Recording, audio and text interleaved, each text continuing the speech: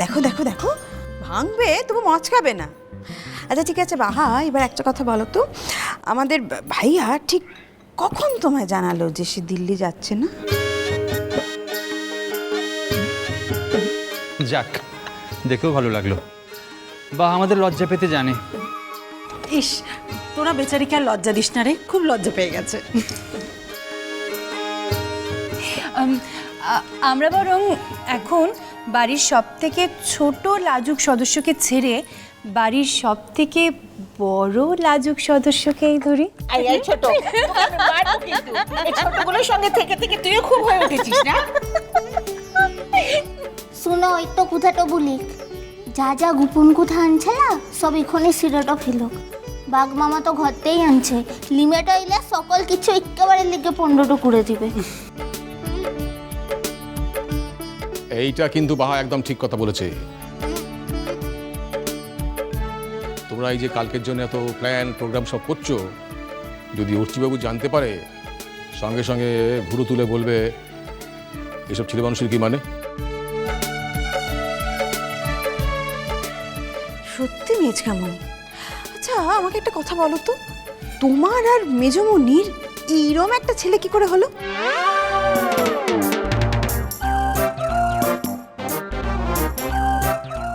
সাঁঝপাতি, তুমি থামবে? সত্যি তুমি যেভাবে ক্রমশ সোর্সের দিকে ঝুঁকে পড়ছো,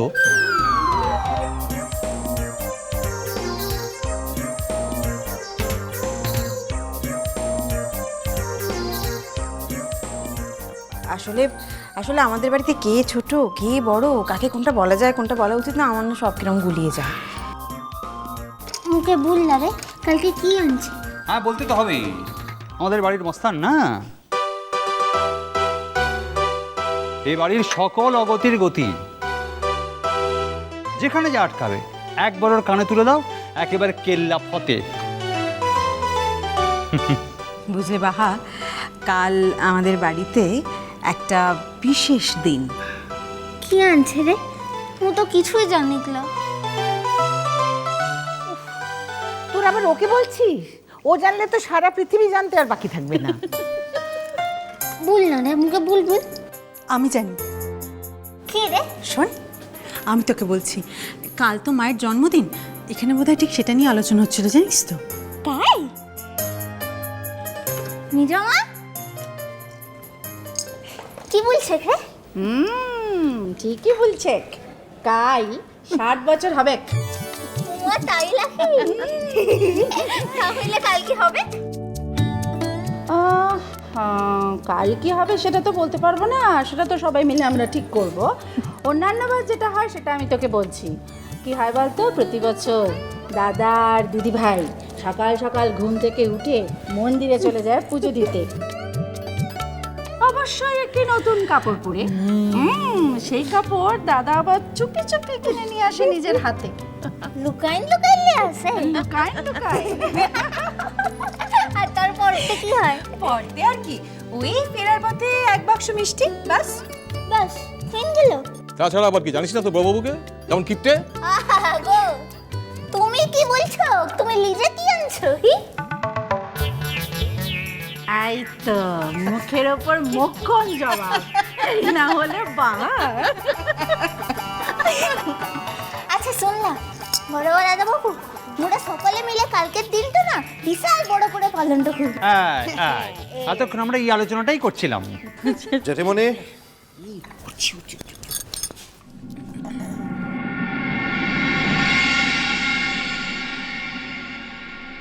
বাঘ মামা তোকে এখনই আসতেটা হলো। কি হলো? বেলা 12টার সময় এখানে দেখছি চায়ের আসর বসেছে, কি ব্যাপার? না না, মেজকামনি বাড়িতে আছে তাই। না না ভাইয়া, এ বাড়ির রুলস এন্ড রেগুলেশনসের বইটাতে আমাকে বলো তো ঠিক কোন জায়গাটায় লেখা আছে যে বেলা 12টায় চা খাওয়া যাবে না? আচ্ছা, তা রান্না বান্না কিছু হয়েছে নাকি বাইরে খেতে হবে? না না, বাইরে কেন খেতে হবে? তোর খাবার মতো রান্না তো হয়ে গেছে। তাহলে দয়া করে দিয়ে দিলে ভালো হয়, আমার তো আর ছুটি নেই, না চল, অফিস যেতে হবে। আমি তোকে দিয়ে দিচ্ছি, চল চল। সকল কিছু পনেরোটা করে দিল। কি কিছু বললে?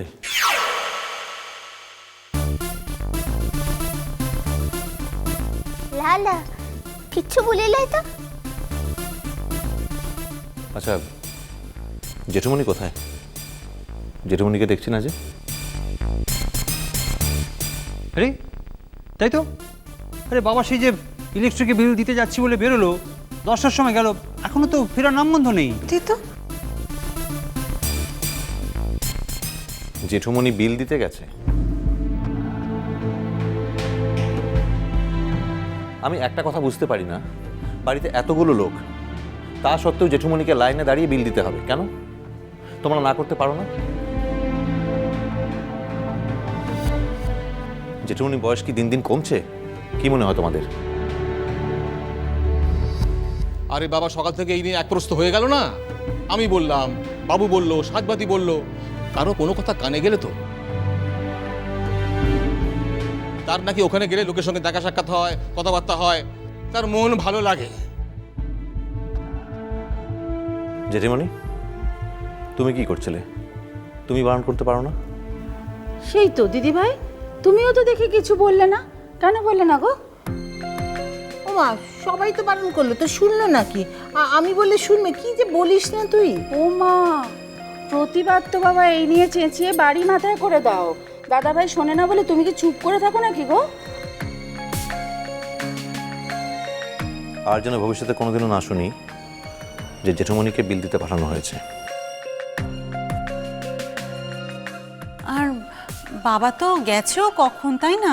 বিল দিতে তো এত সময় লাগার কথা নয়। দেখো, লোকজন পেয়ে গেছে মনের মতো, তাই। আচ্ছা, অর্চিকে বলা হবে না?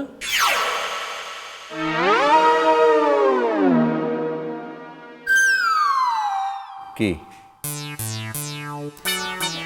কিছু না রে অর্চি, চল চল তোকে খেতে দিয়ে দিচ্ছি। কি ব্যাপার দাদা ভাই?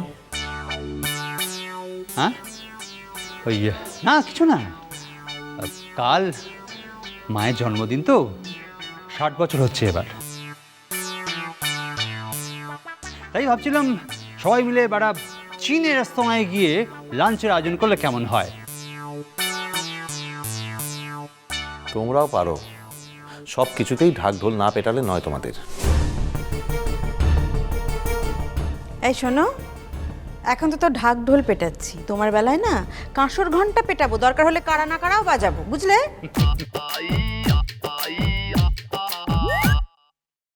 ইলিগেই বলছিলাম, ওকে বলার কোনো দরকার তো নাই।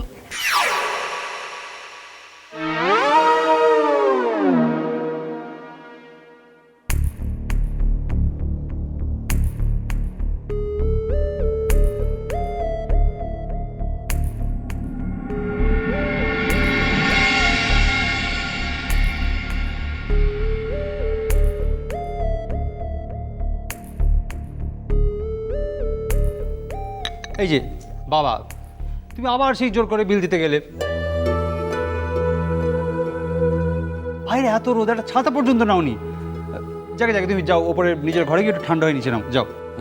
বড্ড গরম। আরে দাঁড়ালা, উপর থেকে হিমের ঘরটা আনছে নাকি?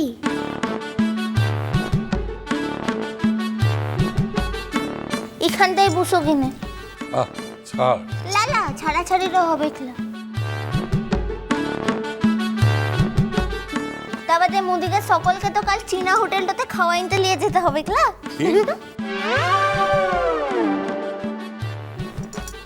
কিনে কানে সুন্দরও পাচ্ছ খেলা। ও বাবা, বাবা আমরা কিন্তু কালকে তোমাকে কেউ ছাড়ছি না, ব্যাস। জেঠুমণি, একবারে পাকা কথা রইলো, কিন্তু এ কথার যেন নড়চড় না হয় বলে দিলাম। দেখ, মাছের ঝোল দিয়ে ভাত খেলে থেকে অনেক বেশি শান্তি। টাকা পয়সা খরচা করে কেউ সব তো কেঁচো মেচো খায়। কাল কিন্তু আমরা আপনার কোনো কথা শুনবো না দাদা। হ্যাঁ, আমরা কিন্তু সবাই জানি দাদা কাল কি। মিষ্টি কুটু মিষ্টি কুটু মিষ্টি কুটু।